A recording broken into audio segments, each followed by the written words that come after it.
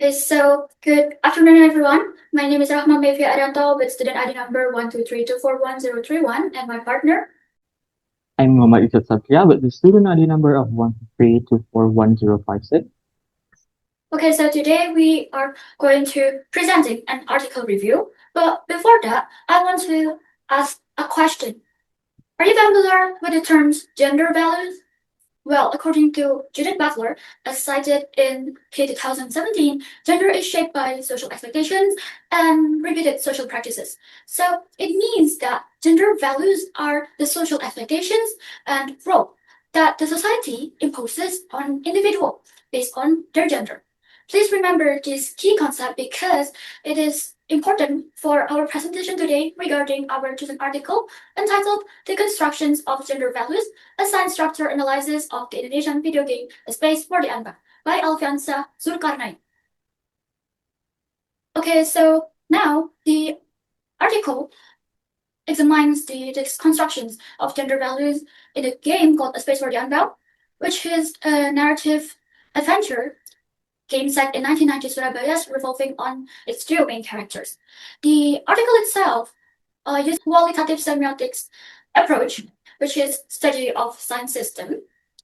And we choose this article because it discusses the identity and social expectations through the adolescent's character. And it is important to our topic, which is young adult fiction.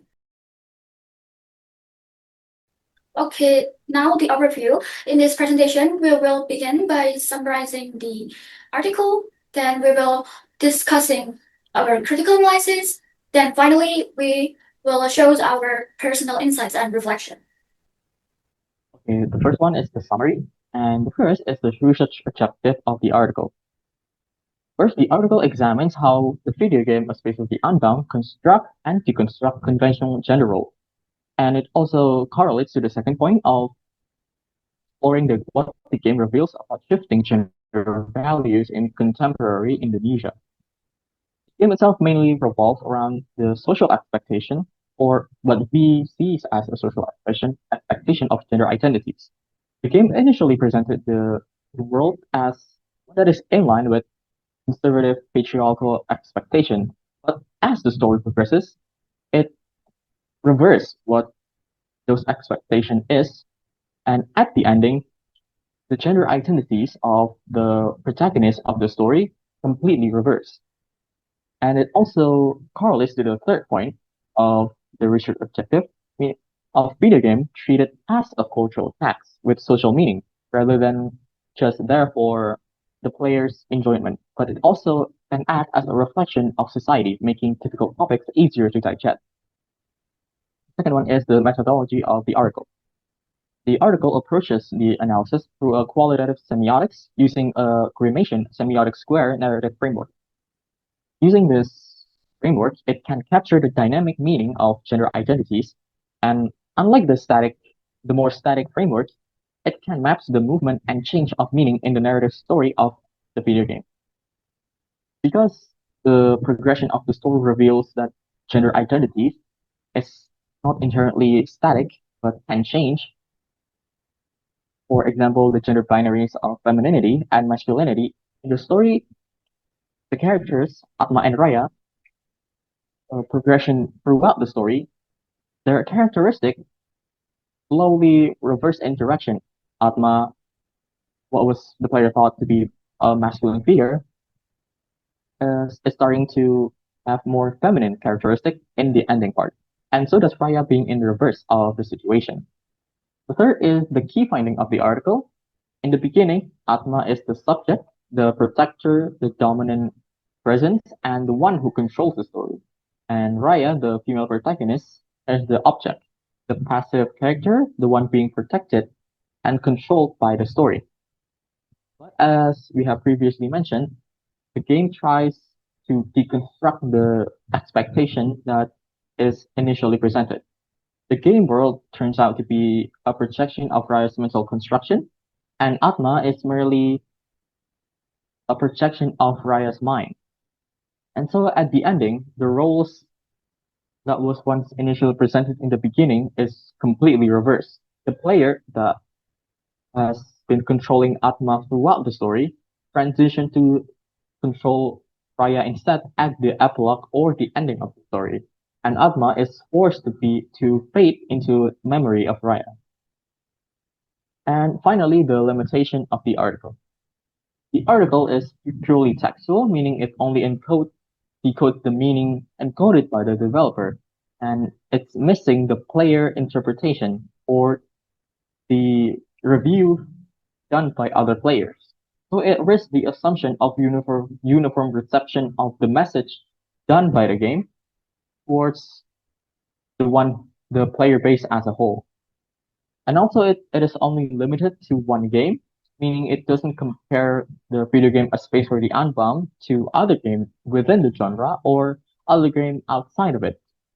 So it limits the generalization of the message, the video game mechanics, and the other aspect important to the narrative structure of the game. Okay, so now we will move on to the critical analysis and discussion. Here we will focus on the significance and relevance. So the first one is significant. The article itself is significant because it offers a replicable analytical framework that goes beyond the meaning by utilizing the gradation semantic square to illustrate the constructions and reversal of the opposing gender roles. It can be used to map how meaning shifts and invert over time. Also, this is particularly valuable because it can be applied to any narrative form. Furthermore, the article also demonstrates how the bit of gender values issue can be conducted through the range of media such as video game. Then we will move to the relevance. This article also has relevance to our topic, which is young adult fiction.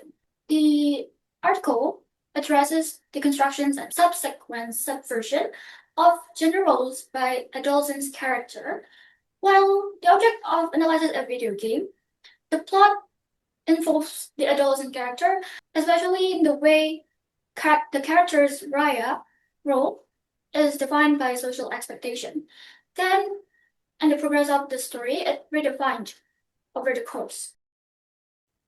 Okay, so as this is the last segment of personal insight and reflection, from my perspective, the art video game analysis. Analysis of a video game should be in two directions, meaning it shouldn't just include the analysis of the game itself, but also include the player's perception of the game.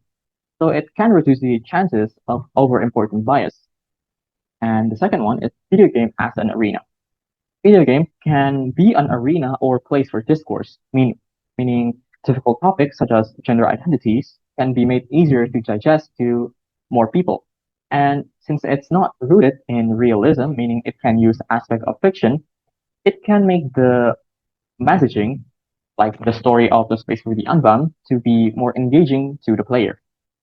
Now, to finish my part, I would like to share my personal insights and reflections regarding the article. So the first is narrative harmony. I had never heard before, but as the author described, it refers to when gameplay mechanics mirror narrative to convey a shared meaning. The article shows that one of the most powerful way in the game to convey meaning is by removing the attack mechanic and shift it to dialogue and empathy as the resolution. Well, in this way, the game doesn't just tell the player what the argument is, but it also demands the player to feel it. And the second is gradation semiotic square. So it is a more nuanced understanding of narrative structure. The author here shows how ideological meaning is not only found in binary opposites like masculine versus feminine, but it also something in the space between, where the theme categories are transformed and even completely reserved. So overall, the article has shifted how I approach narratives. Well, that's the end of our presentation today. Thank you for listening.